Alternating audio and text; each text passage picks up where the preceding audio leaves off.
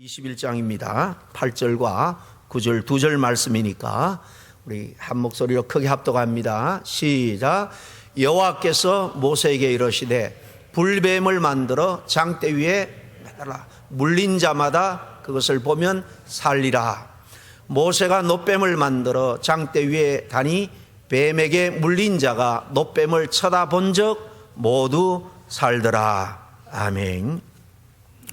우리 철로 역정 11번째 시간입니다. 아주 중요한 이 믿음의 순례여행에 아주 중요한 핵심적인 그런 십자가의 은혜를 경험하게 되는 크리스찬의 이야기입니다.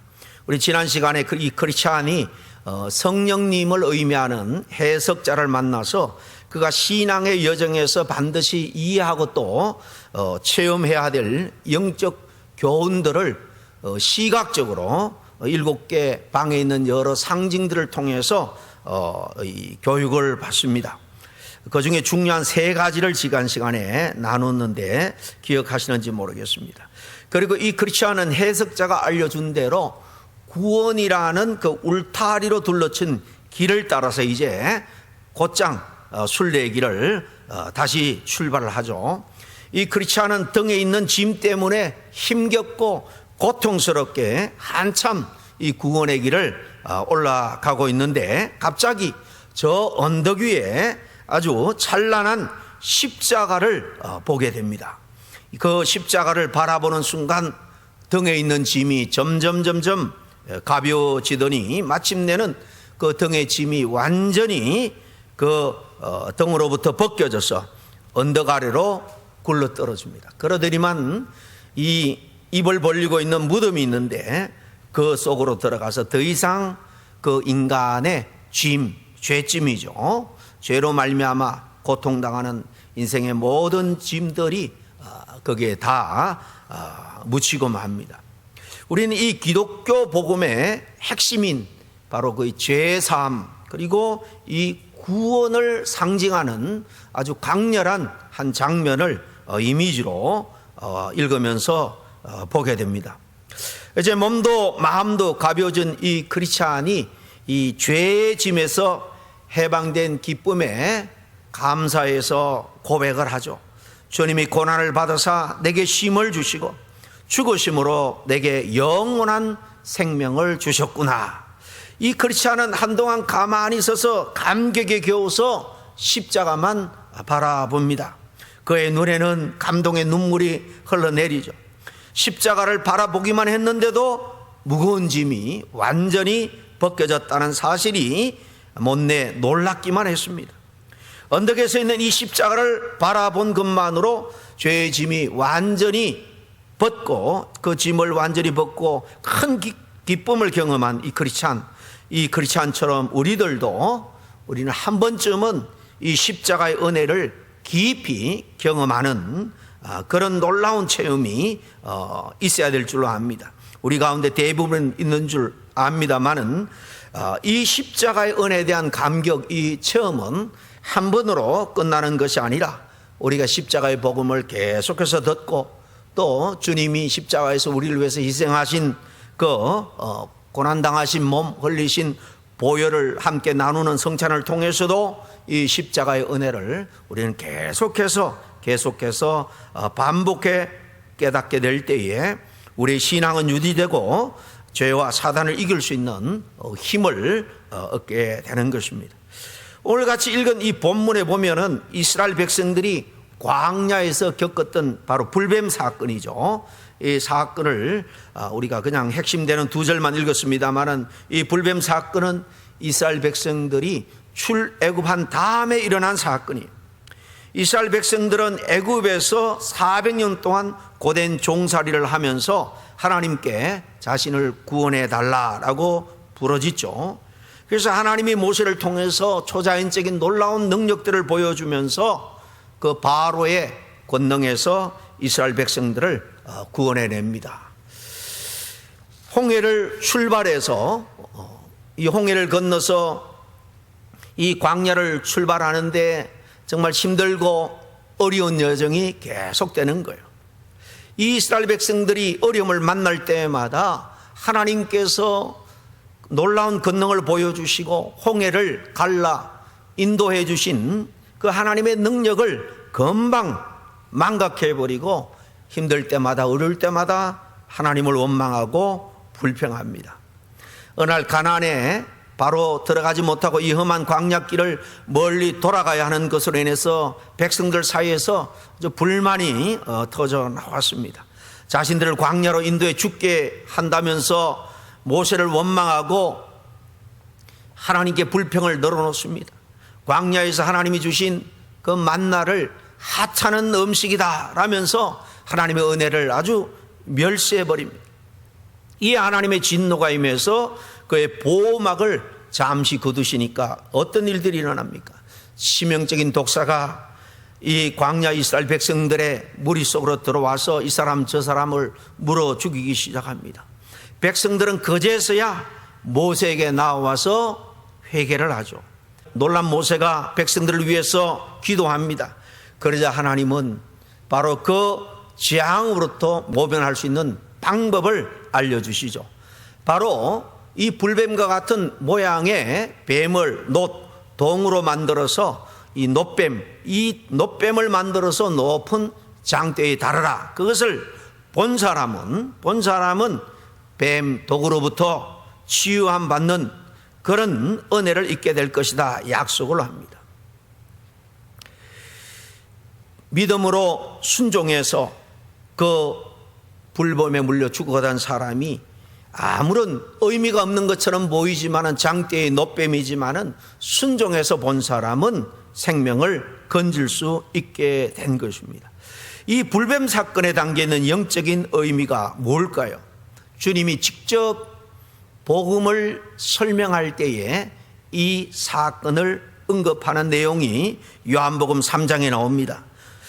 3장 14절에서 15절에 주님이 친히 말씀하십니다.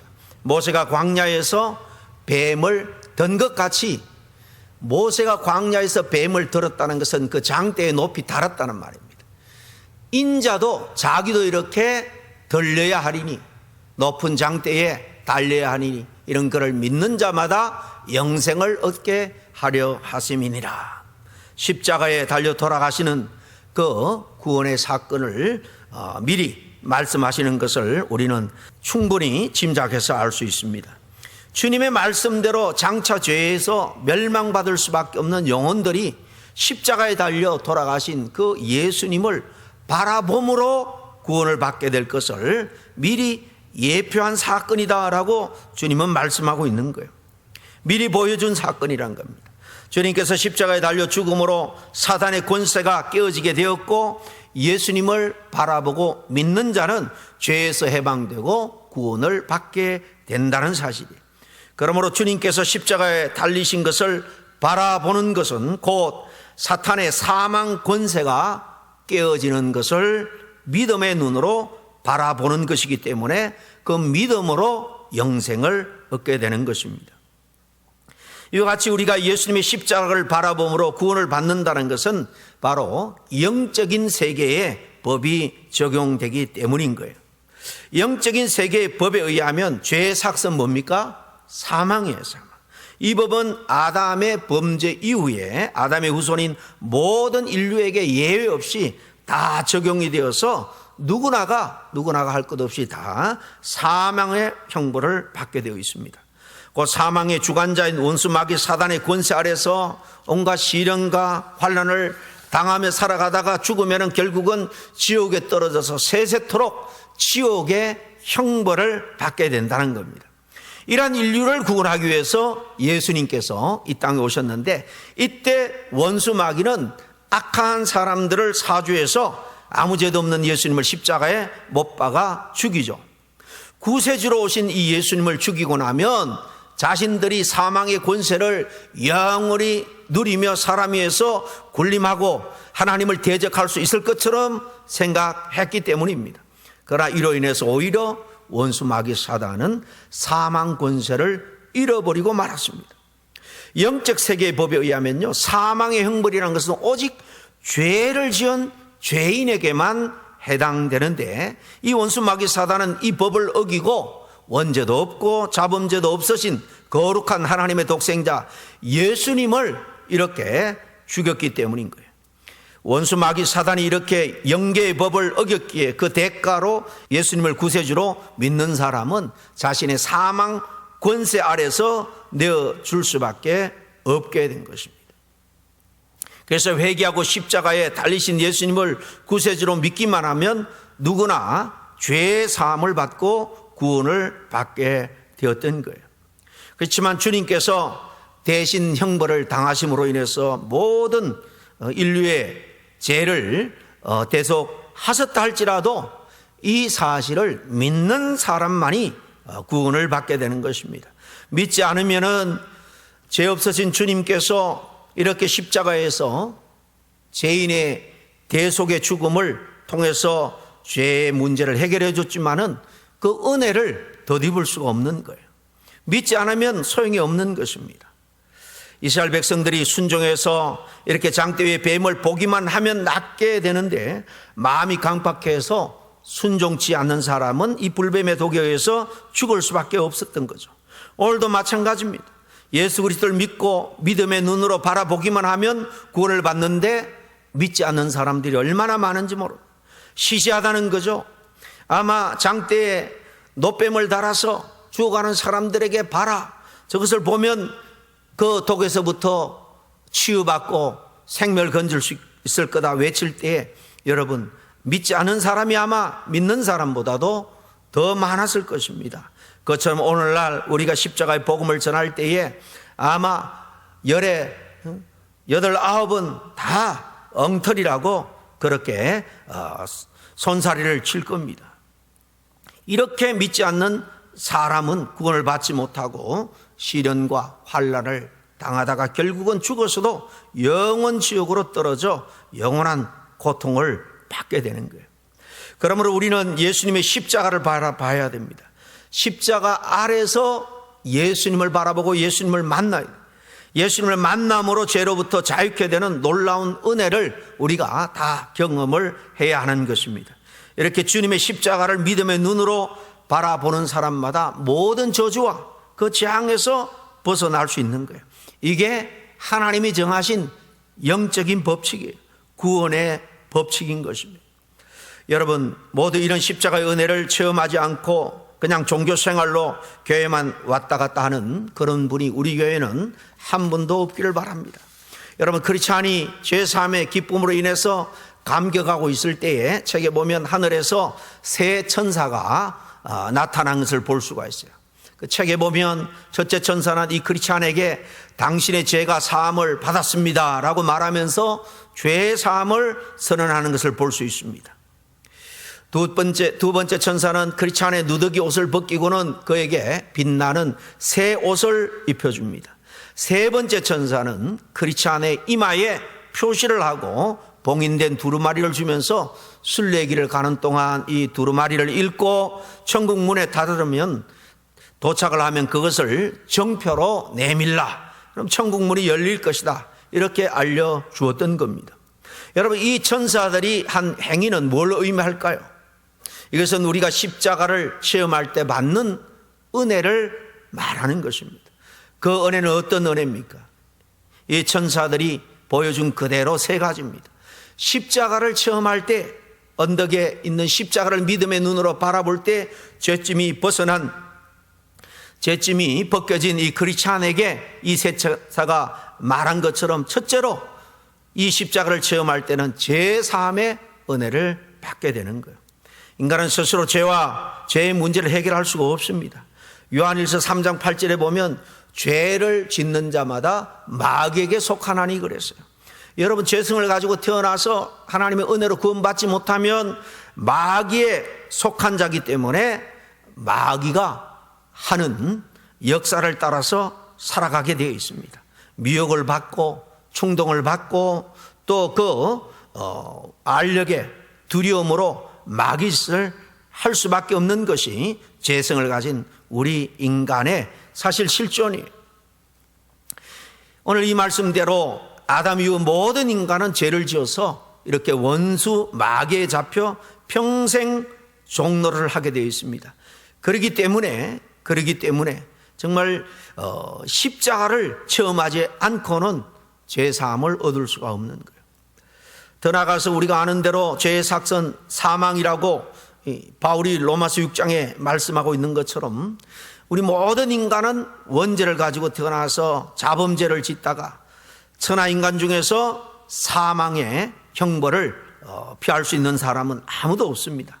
그러나 사랑의 하나님께서 이 죄에 빠져 영원히 멸망당할 수밖에 없는 우리 인간을 구원하기 위해서 이렇게 하나밖에 없는 독생자를 통해서 모든 죄값을 대신 지고 십자가에서 죄값을 치르게 하신 겁니다. 그러므로 이제 주님께서 나의 모든 죄값을 십자가에 다 갚아 버리신 것을 우리가 믿고 주님의 마음에, 예수님을 우리의 마음에 정말 구세주로 구원자로 영접하기만 하면 모든 죄사함을 받고 하나님의 자녀가 되는 권세를 받게 되는 거예요. 그러므로 시편 기자는 32편 1절에 이렇게 말합니다. 허물의 사함을 받고 자신의 죄가 가려진 자는 복이 있도다. 정말 진정한 복은 죄의 사함을 받는 것이라는 겁니다. 자신의 허물과 죄를 사함받는 것, 용서받는 것, 이보다 큰 복은 없습니다. 바로 주님께서 십자가에서 나의 모든 죄와 허물을 대신 져주심으로 말미암아 용서받았다라는 사실을 마음에 깊이 깨닫는 사람은 이제 더 이상 정죄를 받지 않습니다. 물론 연약하여서 넘어질 때도 있고 또 고통을 당할 때도 있습니다. 그러나 주님께서 이렇게 사죄의 은혜를 준 자에게는 결코 잃어버리지 않고 끝까지 구원하는 것입니다. 이것을 다른 표현으로 두 번째 천사가 말한 것처럼 바로 의롭게 되었다는 거예요. 이렇게 십자가를 체험하면서 받게 되는 은혜는 죄사함과 더불어서 의롭게 된 것입니다. 로마 3장 24절에 그리스도 예수 안에 있는 속량으로 죄를 용서해 주는 걸 말하죠. 이 노예 값을 주고 사서 자유인으로 풀어주는 것을 속량이라고 말합니다. 예수 안에 있는 이 속량으로 말미암아 하나님의 은혜로 값없이 의롭다 하심을 얻은 자 되었느니라. 십자가를 우리가 믿음의 눈으로 바라보고 또 십자가 사건, 대속의 사건을 정말 나를 위한 사건으로 우리가 믿고 받아들이게 되면 하나님의 정말 은혜로 그저 값없이 의롭다 그렇게 인정해 주신다는 겁니다.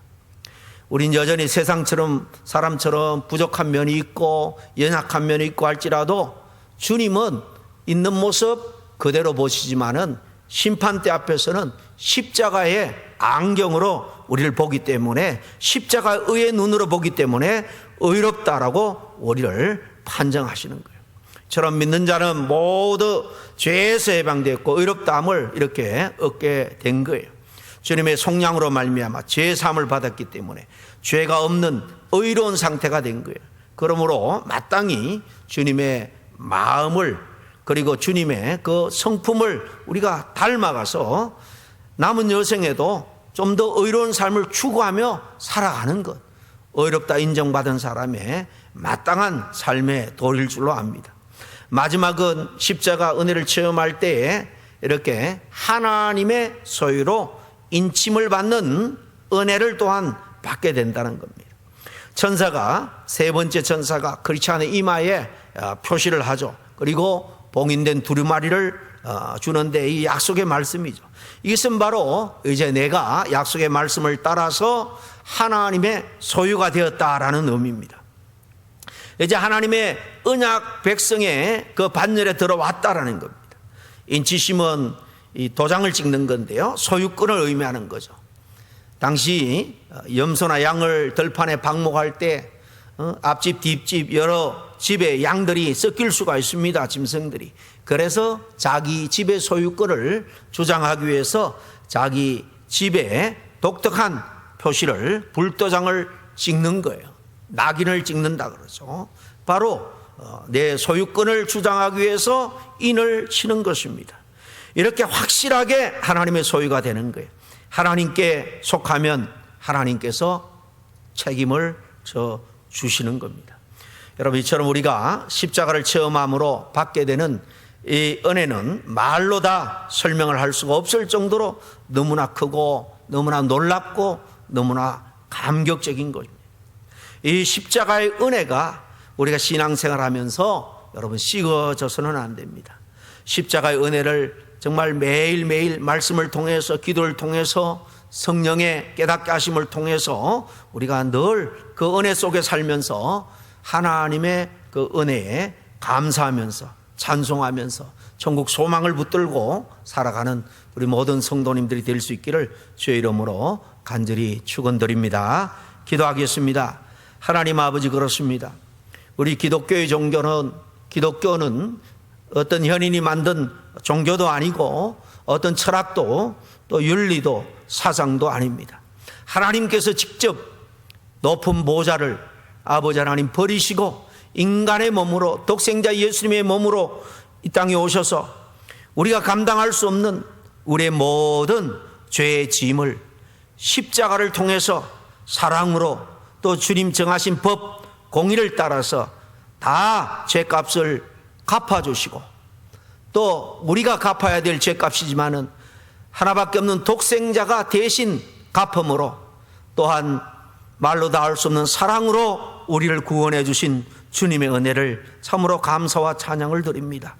우리의 신앙생활은 십자가의 은혜로 지탱되는 줄로 압니다. 십자가의 은혜를 상실하고 의무적으로 종교인으로서 우리가 아버지 이 일 저 일을 아무리 열심히 힘을 낸다 할지라도 아버지 하나님, 정말 주님 앞에 우리의 모든 섬김이, 우리의 모든 수고와 헌신이 아버지 하나님 상달릴 수 없음을 우리가 너무나도 잘 압니다. 십자가의 은혜에 덧입어서 십자가의 공로로 아버지 하나님 앞에 감사함으로 기쁨으로 섬길 수 있는 진정한 그리스도의 은혜와 능력을 맛보며 살아가는 우리 모든 성도가 될 수 있도록 인도하여 주시옵소서.